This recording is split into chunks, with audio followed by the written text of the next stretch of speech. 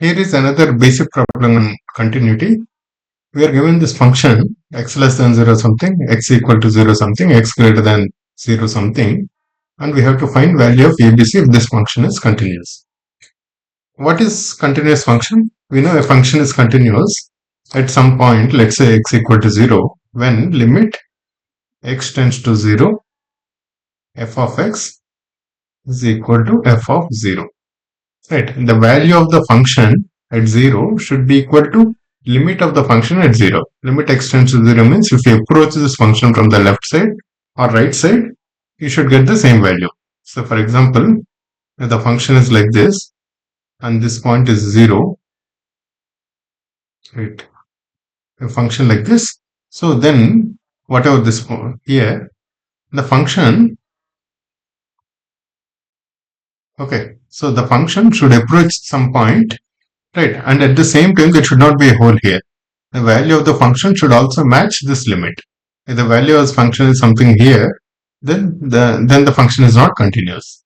Right? The value of the function as well as the limit both should match. Okay, when x less than 0, then what we have to do? We have to find the limit of this function, right? And value of this function at x equal to 0 is c. So left hand limit, that is this one, should be equal to right hand limit, that is this one. Basically limit x tends to 0 minus of this, and limit x tends to 0 plus of this should be equal to c. Okay, basis that, let us do this. We have sin a plus x plus sin x by x. Let's find the limit of this. Okay, we'll just break this into two parts, right, by x.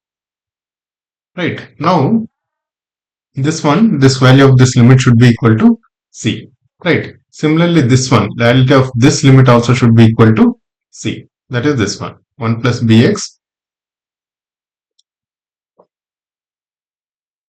whole power half minus x times 3 by 2. What we are taking? We are taking this root x common, right? So here if we take root x, and this is root x, right? X into 1 plus bx whole power half minus x power half, this numerator, right?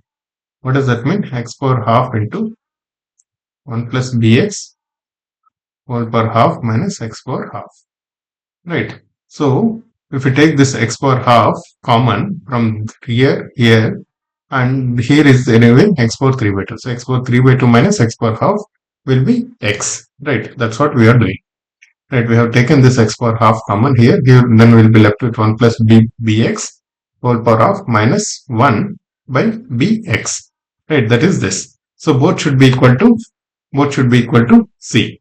Now we know this is in now very familiar format. Sin theta by theta when theta tends to 0, x tends to 0. This part limit would be a plus 1. This part limit is 1. So a plus 1 is equal to, should be equal to c, which is nothing but, here what is this one? Under root 1 plus bx minus 1 by bx. We'll just multiply with its conjugate. 1 plus bx plus 1 by 1 plus under root 1 plus bx plus 1. So the numerator will become 1 plus bx whole square minus 1 square, which is nothing but bx. It is the numerator. Denominator is bx into, again, bx into under root 1 plus bx plus 1. Now this and this will get cancelled. When limit x tends to 0, this part what will become? This will be 0. So 1 by under root 1 plus 1, which is nothing but 1 by 2.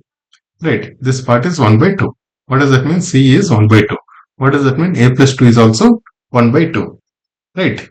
So whatever b it is, whatever the value of b it may be, we are not even concerned about b as long as b is real, right? C is 1 by 2 and a plus 2 is also 1 by 2. What does that mean? A equals 1 by 2 minus 2, that is minus 3 by 2. B is any real number. B is anything real. So what is the value of A, B and C? We have just figured out A is minus 3 by 2, B is real, and C is 1 by 2. We have done very basic thing. We just ensure that left hand limit is equal to right hand limit is equal to value of the function at x equal to 0. Right. So please note this thing. This is very important. Sin a plus 1 by 1 times x by x we write it as a plus 1 times both numerator and denominator. Now this part of limit is equal to 1.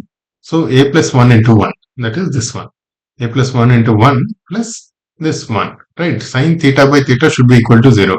It's not sine theta 2 sine, it's not sine 2 theta by theta or sine whatever something, right? Both should be same. 2 theta and 2 theta should be same, right? Now this problem that came in 1982 and same problem, exactly same problem, it got repeated in 2019 also. Just that instead of A and B, here A, B, here it is given PQ something, right? So sine P plus 1Q plus sine P plus 1x plus sine x. Here sine A plus 1x plus sine x. Right, so here A plus 1x plus sine x. There sine P plus 1x plus sine x. Right, Q. And here that B is missing. Under root x plus x square minus root x by x power 3 by 2. So here x plus bx, this is again under root, right? Under root x plus bx square minus under root x by b power bx power 3 by 2, right? It's exactly the same problem, so that's why I'm not doing the same problem repeated exactly same way. The limit of this should be equal to value of this function should be q, which also again should be equal to limit of this. If we rationalize this part, right, this plus this, and then we can cancel out this root x. We can take this root x outside and cancel that. Then whatever we get, and that should be equal to q at the same time. This p plus 1 plus 1, p plus 2 should be equal to q. This also will get some value. That's how we can calculate p and q. Right guys? Same problem, exactly same problem.